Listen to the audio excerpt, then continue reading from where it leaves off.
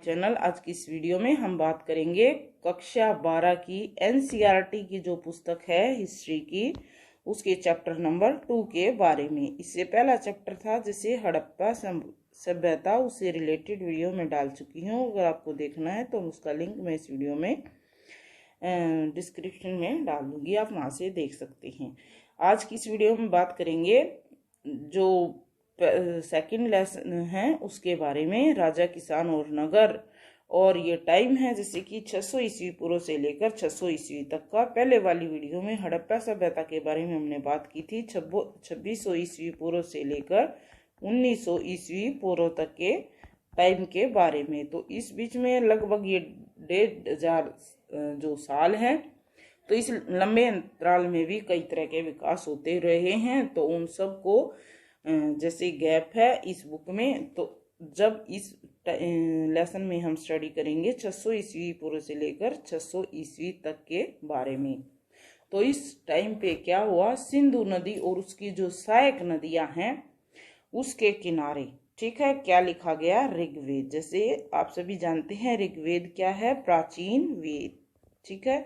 सबसे प्राचीन पुराना वेद कौन सा है, हमारा ऋग्वेद। तो इसका जो लेखन है वो किया गया है सिंधु नदी और इसकी सहायक नदियों के किनारे। इसके साथ साथ और भी क्या परिवर्तन हुए हैं, जैसे कि हम बातें करेंगे उत्तर भारत में दक्कन पठार और कर्नाटक के बारे में। तो यहाँ पे क्या क्या परिवर्तन हुए हैं, जैसे कि कृषि बस्तियों की स्थापना हुई, चरवाहा बस्ती बसने लगी, शवों के अंतिम संस्कार के नए तरीके, जैसे कि हड़प्पा सभ्यता में कुछ शवों का अंतिम संस्कार क्या है, दफनाकर किया गया था और मृतक के साथ उसकी प्रिय चीजों को दफनाया जाता था। लेकिन यहाँ पे इन तरीकों में भी कुछ बदलाव हुआ है और इसके साथ साथ इसमें क्या चेंजेज आए हैं, लोहे के उपकरण का इस्तेमाल। लोहे के उपकरण तो ये इस्तेमाल शुरू हुआ है लोहे का 1000 ईस्वी पूर्व।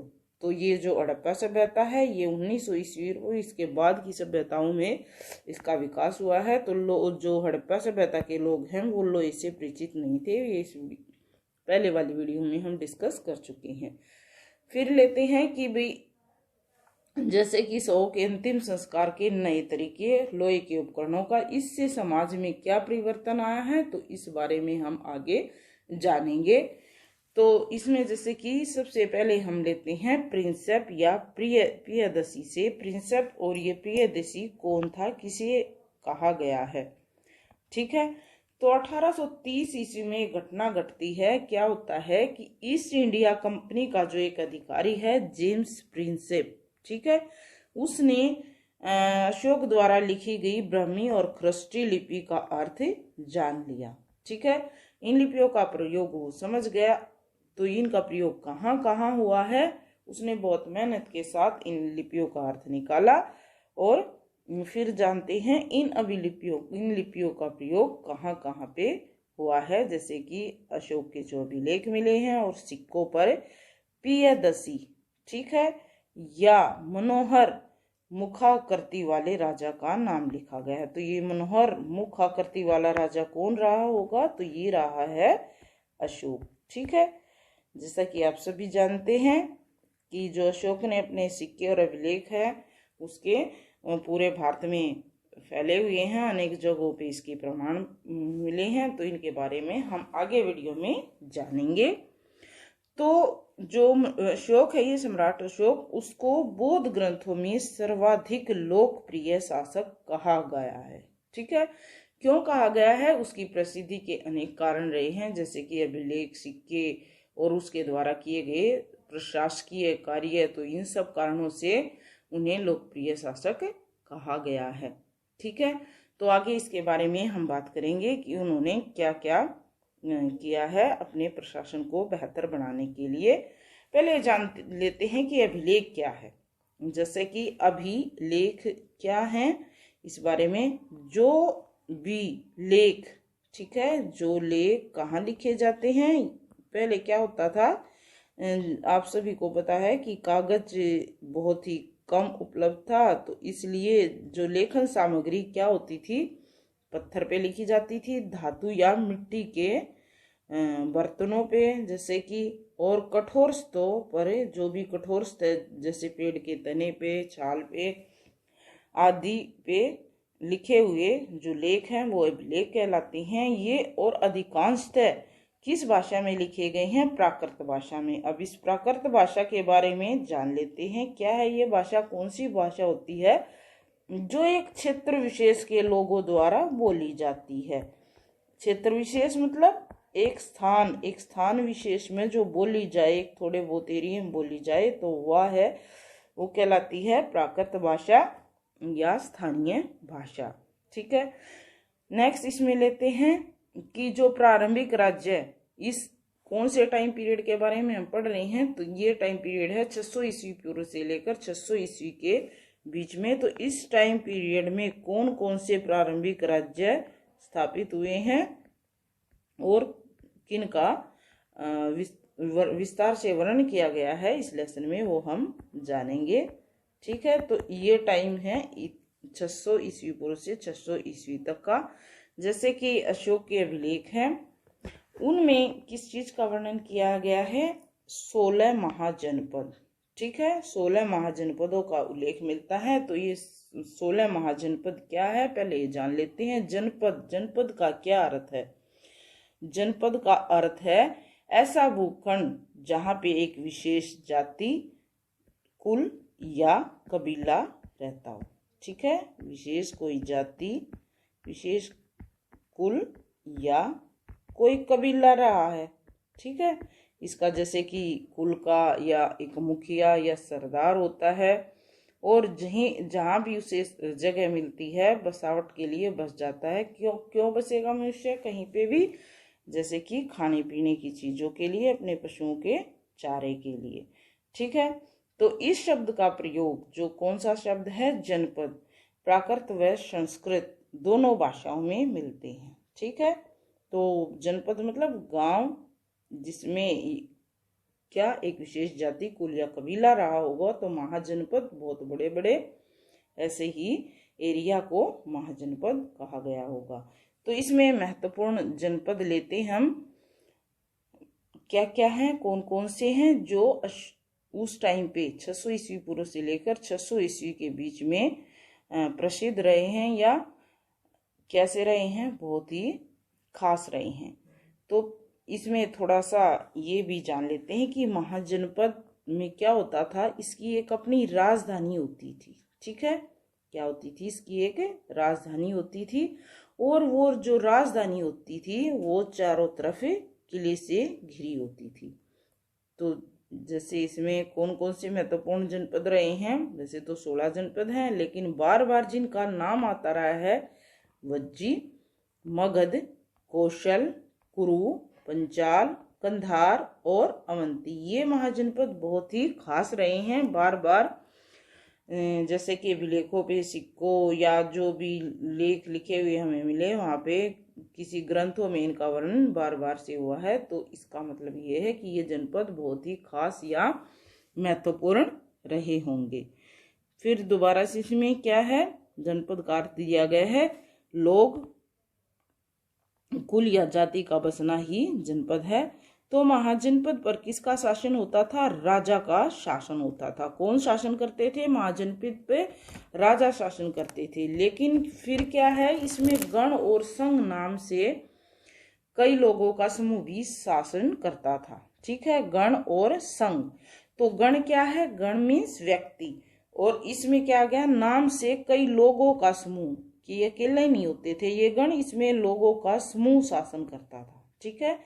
तो गण या संघ में कौन होते थे? एक लोगों का ग्रुप जो शासन करता था, और इसमें हर एक व्यक्ति, एक गण में मान लो अगर 5 व्यक्ति हैं तो वो 5 के 5 ही राजा हैं। तो इसमें प्रत्येक जो गण के सदस्य थे, जो भी व्यक्ति या संघ के, वो सभी अपने आप को राजा मानते थे या घोषित करते थे।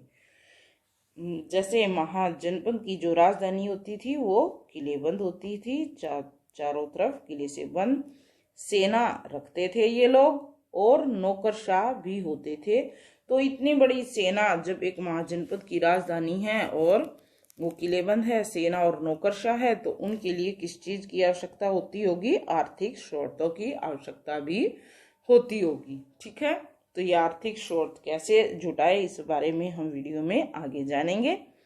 पहले इसमें जान लेते हैं कि 6ठी शताब्दी ईस्वी पूर्व में और क्या क्या चेंजेज आए हैं। जैसे कि धर्मशास्त्र नामक एक ग्रंथ है, उसकी भी रचना की गई है। ठीक है, कौन सा ग्रंथ है ये? धर्मशास्त्र।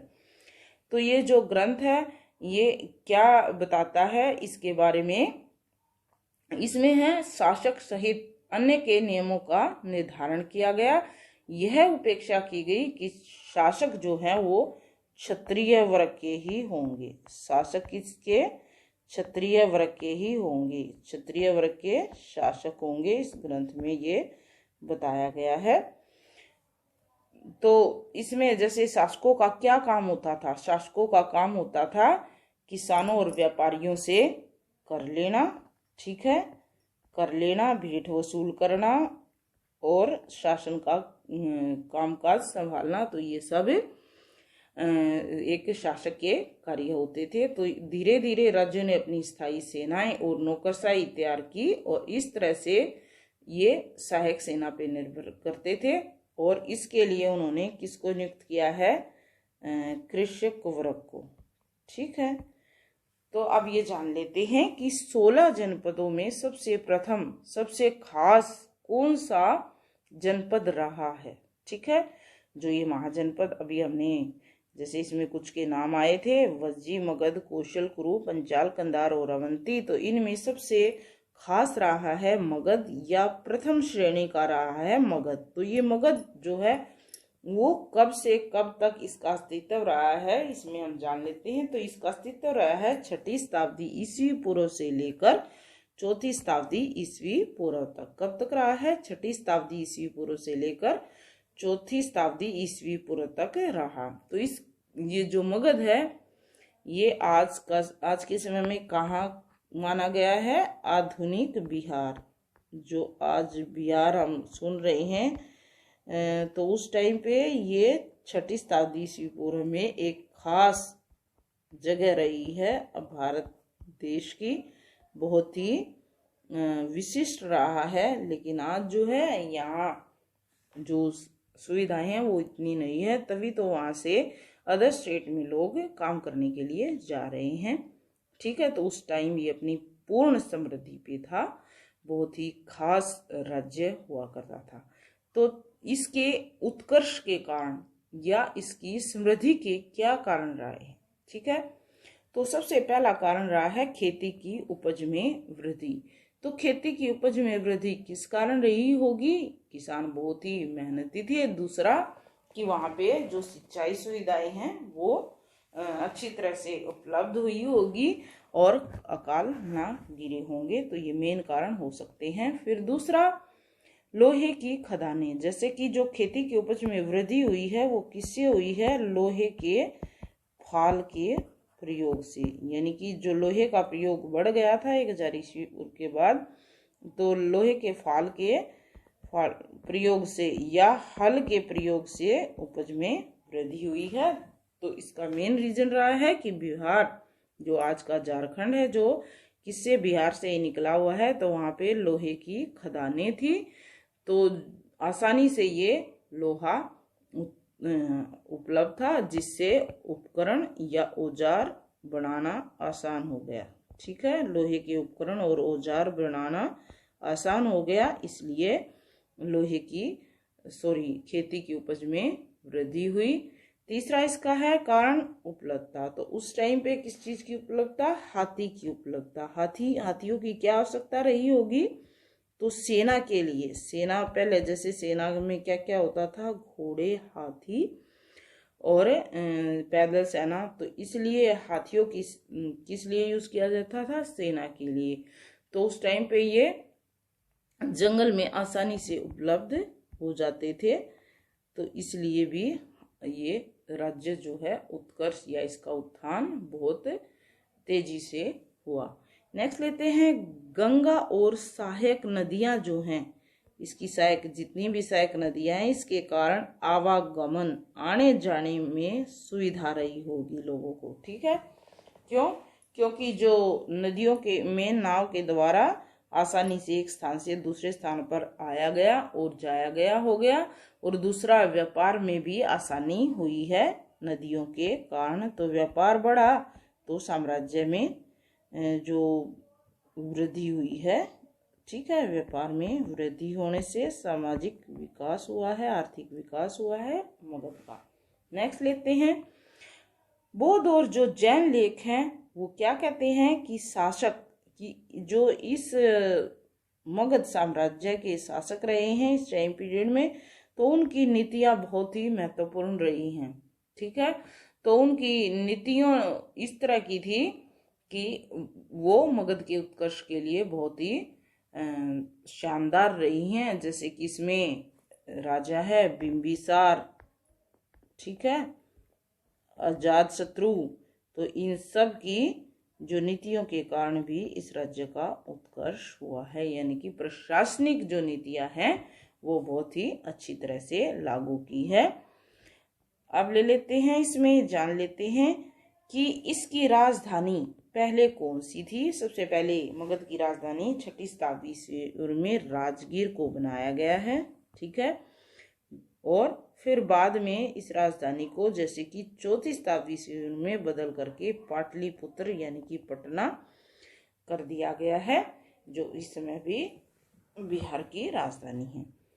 अब ये आरंभिक जो साम्राज्य है मौर्य साम्राज्य का, वो कब से स्टार्ट होता है, तो ये होता है 321 ईस्वी पूर्व से। कब से स्टार्टिंग हुई है, तो इस साम्राज्य की स्थापना जैसे कि आप सभी जानते हैं, ये हम 6th क्लास से ही पढ़ते आए हैं कि मौर्य साम्राज्य की स्थापना की है चंद्रगुप्त मौर्य ने, ठीक है। किसने की है? चंद्रगुप्त मौर्य ने। तो मौर्य साम्राज्य का संस्थापक कौन हुआ? चंद्रगुप्त मौर्य। आगे है इस वीडियो में बढ़ने से पहले हम ये भी जान लेते हैं कि जो अशोक है वो कौन था? चंद्रगुप्त मौर्य का पोता, ठीक है। सम्राट अशोक कौन थे? चंद्रगुप्त मौर्य के पोते। तो इनके टाइम में जो मगध का उत्थान हुआ है वो आगे इस वीडियो में जान लेते हैं। तो महान जो सम्राट अशोक है उन्होंने प्रसिद्ध अपनी विजय की है, कलिंग विजय। जो ये कलिंग आज कहाँ पे है? आधुनिक उड़ीसा। आज का जो उड़ीसा है या ओडिशा, तो वहाँ की जो उनकी विजय प्रसिद्ध रही है। लेकिन यही वो विजय है जिसके स्थान से जिस स्थान पर भीषण रक्तपात हुआ था, और उस रक्तपात को देखकर अशोक का हृदय द्रवित हो गया था। उन्होंने युद्ध और प्रशासन सभी कुछ छोड़ के और वो धर्म जैसे बौद्ध धर्म के जानकारी जुटाने में लग गए थे, ठीक है।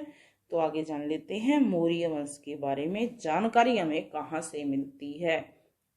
तो ये मौर्य वंश जो है उसके बारे में जानकारी मिलती है हमें मूर्ति कला से, ठीक है। उस समय की जो उस टाइम की 600 ईस्वी पूर्व 600 के बीच में जो भी हमें मूर्तियां मिली हैं, या बाद में उसके बाद भी इतिहासकारों को जैसे इस वंश से रिलेटेड कुछ सामग्रियां मिली हैं, तो उनमें मूर्ति कला की किस तरह की कला उन्होंने अपनी मूर्तियां बनाने में व्यक्त की है। दूसरा है रचनाएं। चंद्रगुप्त जो मौर्य के दरबार में यूनानी राजदूत आया है मैक्सनीज, उसने एक पुस्तक लिखी है इंडिका, तो उसमें चंद्रगुप्त मौर्य के शासन का वर्णन किया है। तो उससे हमें चंद्रगुप्त मौर्य के बारे में जानकारी मिलती है। दूसरा है कौटिल्य का अर्थशास्त्र। ये इसका मंत्री रहा है चंद्रगुप्त मौर्य का। तो अर्थशास्त्र में उसने हर तरह के जैसे प्रशासनिक और राजनीतिक व्यवस्था का वर्णन किया है। तो इस तरह से सामाजिक व्यवस्था का भी वर्णन उन्होंने अपनी पुस्तक में किया है। तो सारी जानकारी हमें मौर्य काल के बारे में कौटिल्य के अर्थशास्त्र से भी मिलती है। फिर बौद्ध और जो जैन ग्रंथ हैं उनमें भी इस काल के बारे में या इस वंश के बारे में वर्णन किया गया है। और सबसे खास रहे हैं अशोक के अभिलेख, ठीक है। अभिलेख का हम पहले अर्थ जान चुके हैं। पथरिया शिला पर खुदे हुए लेख अभिलेख कहलाते हैं। तो अशोक के अभिलेख बहुत ही पूरे भारत में बहुत ही जगह पर फैले हुए हैं। जैसे कि इसमें कुछ अभिलेख हैं, कुछ महाशिलालेख हैं। तो महाशिलालेख मैंने कुछ का नाम लिखा है यहाँ पे। जैसे कि मानसेरा में शहबाजगढ़ी, कलसी, गिरनार और सोपरा महाशिलालेख है। स्तंभ अभिलेख, अभिलेख मतलब जो स्तंभों पर खुदे हुए लेख हैं, ठीक है। तो ये कौन कौन से हैं? ये हैं जैसे टोपरा में है एक, तो दूसरा मेरठ, गुज्जर, कौशाम्बी, सारनाथ में है, अहरोरा, सहसाराम, निगली सागर में है, रोमनदेई स्तंभ है, रामपुरवा, लोरिया नंदनगढ़ और एक है लोरिया अर्राज अभिलेख, ठीक है। कौन सा है? लोरिया अर्राज अभिलेख। तो ये थे उनके सम्राट अशोक के लेख या अभिलेख। फिर आगे जान लेते हैं सम्राट अशोक के बारे में। ये वो राजा थे जिसने प्रजा, अपनी जो पूरी प्रजा और अधिकारी हैं, उनके संदेश जो हैं कहाँ पे? पत्थरों पर और पॉलिश किए गए स्तंभों पर खुदवाए हैं, ठीक है। ये पहला सम्राट है जिसने प्रजा और अधिकारियों के संदेशों को, बाकी सम्राट क्या है, अपने द्वारा किए गए कार्यों का ही ब्यौरा देते हैं, जबकि महान सम्राट अशोक ने प्रजा और अधिकारियों के संदेश भी पत्थरों और पॉलिश किए स्तंभों पर लिखवाए हैं। फिर अभिलेखों पे क्या बताया गया है? इन्होंने धर्म का प्रचार, ठीक है, जो इन्होंने धर्म अपनाया है, जैसे बौद्ध धर्म अपनाया इन्होंने, तो अपने धर्म का प्रचार करने के लिए एक धम्मामात नामक समिति भी बनाई है, ठीक है। तो उस समिति के द्वारा ही, धम्मामात समिति के द्वारा ही, ये महासमिति के द्वारा ही अपने धर्म का प्रचार करते थे, ठीक है। अब मौर्य साम्राज्य का प्रशासन, शासन व्यवस्था कैसी थी? किस तरह से शासन चलाया जा रहा था? क्या व्यवस्थाएं रही होंगी कि इतने बड़े साम्राज्य को संभाल पाना आसान काम नहीं था। तो उन्होंने किस तरह से व्यवस्था अपना के अपने राज्य में शासन व्यवस्था कायम की है? तो जैसे कि मौर्य साम्राज्य की राजधानी कौन सी हुई है? पाटलिपुत्र, वर्तमान में जो पटना है। पहले 6ठी शताब्दी ईस्वी पूर्व में सबसे पहले राजगीर को बनाया गया था, लेकिन बाद में 4ठी शताब्दी ईस्वी पूर्व में चेंज करके इसको पाटलिपुत्र कर दिया गया। तो इसमें 4 प्रांतीय केंद्र रहे हैं, ठीक है। शासन को सुचारू रूप से चलाने के लिए 4 प्रांतीय केंद्र स्थापित किए गए हैं, जैसे तक्षशिला, उज्जैनी। ये कहाँ थे? ये लंबी दूरी वाले व्यापार मार्ग पर स्थित थे। तो इन दोनों तक्षशिला और उज्जैनी से व्यापार रास्ते निर्धारित किए गए और वहीं से जो राजस्व इकट्ठा होता था या जो भी भेंट उपहार ली जाती थी, तो ये इस मगध के उत्कर्ष के लिए जिम्मेवार रहे हैं। तो ये महत्वपूर्ण व्यापार मार्ग है। फिर तोसली और स्वर्णगिरी, ठीक है। तो ये स्वर्णगिरी कहाँ है? कर्नाटक में। ये सोने की खदान के लिए, इस साम्राज्य के लिए बहुत ही उपयोगी गतिविधि का केंद्र रहा है स्वर्णगिरी, कर्नाटक में। अब ये थे इसके व्यापारिक केंद्र, मतलब व्यापार करने के रास्ते एक राज्य को चलाने के लिए। फिर नेक्स्ट लेते हैं इसकी सैनिक जो गतिविधियां हैं वो कैसी रही होंगी, किस तरह से सैनिक गतिविधियों का संचालन किया जाता था। तो मैगस्थनीज ने ये वर्णन किया अपनी पुस्तक इंडिका में। इंडिका में वो क्या बताता है? इंडिका में बताता है कि सैनिक गतिविधियों का संचालन करने के लिए उसने एक तो समिति बनाई है और 6 उप समितियां बनाई हैं, ठीक है। क्या किया है? एक समिति और 6 उप समितियों का निर्माण किया है। तो ये 6 उप समिति क्या क्या कार्य करती थी? नौसेना का संचालन। पहली समिति उप समिति थी, उसका कार्य था नौसेना का संचालन करना। दूसरे का काम था यातायात और खान पान। तो इतने बड़े राज्य में, ठीक है, यातायात की व्यवस्था को चलाना और खान पान, यातायात में जैसे उस टाइम पे क्या होता था, बैलगाड़ी, घोड़े, ठीक है, इनका प्रबंध करना। किसके लिए? जैसे सेना के लिए खान पान और इन सब का प्रबंध करना, ये इस दूसरी उप समिति का कार्य था। तीसरी जो उप समिति है वो पैदल सेना का संचालन करती थी। तीसरी का क्या काम करती थी? तीसरी उप समिति पैदल सेना का संचालन करने का कार्य करती है। चौथी अश्वारोही, ठीक है। अश्वारोही मतलब जो घोड़े वाली सेना थी, उसका संचालन का रथारोही रथ जो सेना थी उनका संचालन करती थी 5वीं उप समिति, और 6ठी उप समिति का कार्य था हाथियों का धर्म के प्रचार के लिए, ठीक है, इसका संचालन कर हाथियों की जो सेना है उसका संचालन 6ठी उप समिति का करिए, ठीक है। तो ये जैसे इस बारे में हम पहले डिस्कस कर चुके हैं कि अशोक ने धर्म के प्रचार के लिए, धर्म उन्होंने अपनाया है उसके लिए उन्होंने क्या किया हुआ था, धम्म महामात नाम की एक समिति की नियुक्ति की थी, ठीक है। नेक्स्ट लेते हैं मौर्य साम्राज्य की महत्ता, किस कारण महत्वपूर्ण रहा है। तो ये जैसे इस पूरी वीडियो में हमने सम्राट अशोक द्वारा या मगध का उत्कर्ष है उसमें मेनली सम्राट अशोक द्वारा किए गए कार्य या मौर्य साम्राज्य में अपनाई गई प्रशासनिक व्यवस्था, उस टाइम पीरियड में जिन जिन शासकों ने जिस तरह की व्यवस्था अपनाई है, समिति उप समितियां बनाई हैं, तो इन सब के कारण ही जो ये मौर्य साम्राज्य है ये उत्कर्ष या उत्थान की ओर बढ़ा, ठीक है। और इसका उत्थान इनका चरम पे रहा इस टाइम पीरियड में, ठीक है। तो कुछ इतिहासकार ये मानते हैं कि क्या ये जो शासक हैं या ये टाइम कौन सा टाइम 600 ईस्वी पूर्व से लेकर और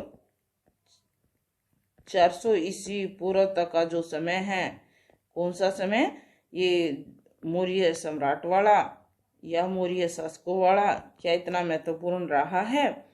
तो ये बिल्कुल महत्वपूर्ण रहा है क्योंकि इसमें बहुत सारे ऐसे परिवर्तन हुए हैं, जैसे कि लोहे का उपयोग और सहायक नदियों की सहायता से उस राज्य में उपज को बढ़ाने के लिए जो सेना है उसका संचालन अच्छी तरह से किया गया। तो ये सब परिवर्तन बहुत ही जरूरी थे, ठीक है। अब इसके बाद हम लेते हैं कि ये जो इतिहासकार ये मानते हैं कि मौर्य साम्राज्य बहुत ही महत्वपूर्ण रहा है, लेकिन हर चीज का जब उत्थान होता है तो उसका पतन भी होता है। तो धीरे धीरे क्या हुआ कि टाइम के साथ दूसरी शताब्दी ईस्वी तक आते आते, दूसरी शताब्दी ईस्वी पूर्व तक आते आते क्या हुआ, ये जो शासक और शासन है ये गिरते डाउन होते चले गए और नए शासक और रजवाड़ों ने स्थान ले लिया, ठीक है। तो यहाँ तक था मौर्य साम्राज्य। इस वीडियो में लेसन 2 से रिलेटेड हम इतना ही पढ़ेंगे। आगे जो है वो नेक्स्ट वीडियो में हम गुप्त ये जो साम्राज्य है और जो दूसरी शताब्दी ईस्वी पूर्व के बाद से लेकर 600 ईस्वी तक का जो समय बच गया है, उस टाइम पीरियड में क्या क्या परिवर्तन, कौन से राजा, कौन से शासक और कौन से रजवाड़े बने हैं, इन सब बारे में बात करेंगे।